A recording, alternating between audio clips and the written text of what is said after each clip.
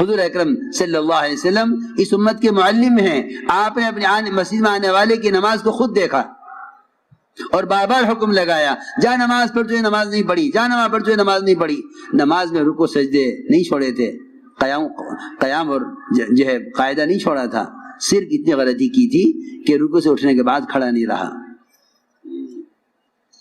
دو سجدوں کے درمیان اطمینان سے نہیں بیٹھ سکا. اسی لیے حضرت عائشہ، حضرت معاذ بن جبل اور متعدد صحابہ کا اور بہت سے ائمہ کا مذہب یہ ہے کہ جو نماز جلدی جلدی پڑھے گا اس کی نماز ادا نہیں ہوگی، اس کو نماز دوبارہ لوٹانی پڑے گی. اس لیے میں تاکید سے عرض کر رہا، کیونکہ جتنا نقصان اسباب کا ہوتا ہے، جتنے کارخانے بند ہوتے ہیں، جتنی دکانیں چل چل کر کنگال ہو جاتی ہیں اور بند ہو جاتی ہیں، میں سمجھتا ہوں خدا کی قسم سب سے بڑی بد دعا نماز کے اسباب کو لگتی ہے. نماز تو خود کہہ رہی ہے، نماز تو خود کہہ رہی ہے کہ بد دعا کرتی ہے نماز اس نمازی کے لیے جو اس کے رکوع سجدوں کو بگاڑ کر جاتا ہے. اور لوگ عام طور سے نماز کو بگاڑتے ہیں اسباب کے لیے کہ وہ گاہک دکان پہ انتظار کر رہا ہے، مجھے فوراً جانا ہے، سنت چھوڑ کر جائے گا، یہ بگاڑ کر جائے گا. یہ نماز بد دعا کرے گی نمازی کے لیے. اسی طرح روایت میں ہے، اے اللہ تو اس کو اس طرح برباد کر جیسے اس نے مجھے برباد کیا ہے. میں سمجھتا ہوں کہ باوجود نماز پڑھنے کے جو کاروبار میں نقصان ہوتے ہیں، وہ نماز کی بد دعا سب سے پہلے کاروبار کو لگتی ہے. جو نماز کو چھوڑ ہی دے گا دکان کے لیے، اس کی دکان کو تو کیا بد دعا لگے گی نماز کی، جو نماز پڑھنے والے کی بد دعا لگ رہی ہے دکان کو، کیونکہ نماز صحیح طریقے سے ادا نہیں کی.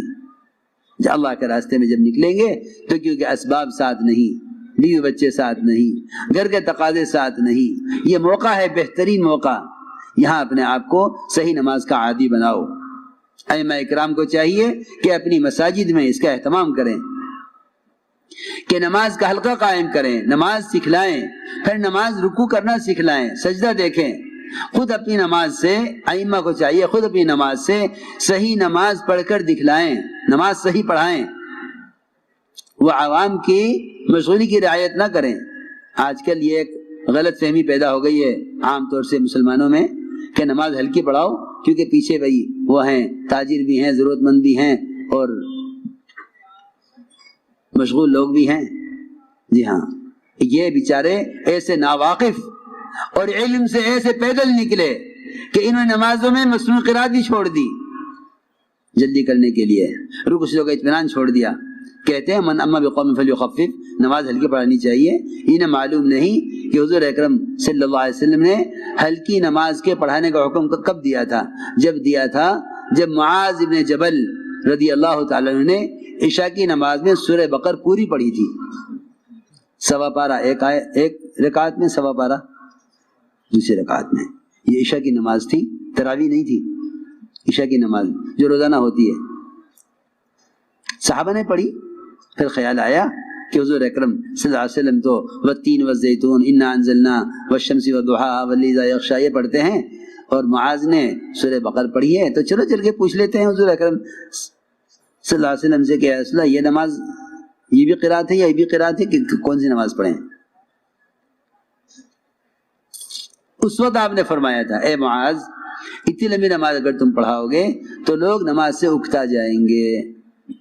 آج کچھ سورہ بقر پڑھے گا تو ہم بھی کہیں گے کہ بھائی نماز ہلکی کرے، یہ تو نہیں کہ امامی رکوع سجدوں سے کھیلیں.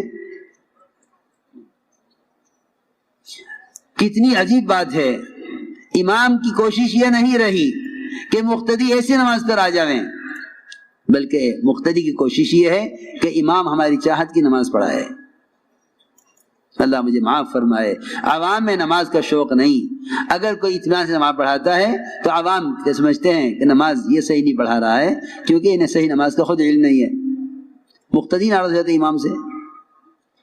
اس لیے کہہ رہا ہوں تبلیغ میں نکلنا کوئی چلہ پورا کرنے کے لیے نہیں، بلکہ اپنے اسباب اپنے مشاغل سے نکلے اس لیے ہیں تاکہ مستقل عمل کے ماحول میں رہ کر عمل سے مناسبت پیدا کریں. لمبی لمبی نمازیں پڑھنے کی مشق کرو، سجدے میں سر رکھو اس یقین کے ساتھ کہ میرا سر رحمان کے قدموں کے درمیان رکھا ہوا ہے. تم بیوی کے سر میں گود میں سر رکھ کے لیٹے ہوئے ہو، کوئی آ جائے کتنی ناگواری ہوگی، کتنی ناگواری ہوگی کہ میں بیوی کی گود میں سر رکھ کے لیٹا ہوں، سکون سے لیٹا تھا، کوئی دروازہ کھٹکھٹا دے کیسا غصہ آئے گا، کیسی ناگواری ہوگی، یہ کیا وقت ہے آنے کا، یہ کون آ گیا اس وقت۔ اگر سجدے میں یقین کرو کہ میرا سر اللہ کے قدموں کے درمیان میں رکھا ہوا ہے تو جی چاہے گا اٹھانے کو، کیونکہ یقین ہی نہیں ہے۔ خبر نہیں امام صاحب کتنی مرتبہ سبحان ربی الاعلیٰ پڑھ رہے، اتنی دیر میں تو 2 سجدے ہو جاتے۔ نماز سے مناسبت نہیں رہی، نماز سے مناسبت ختم ہو گئی ہے۔ اس مناسبت کے پیدا کرنے کے لیے اللہ کے راستے میں نکالا جاتا ہے کہ نکلو اپنے مشاغل سے، اپنے اسباب سے، اپنی کمائی کے نقشوں سے نکلو باہر نکل کر مشق کرو صحیح نماز کی۔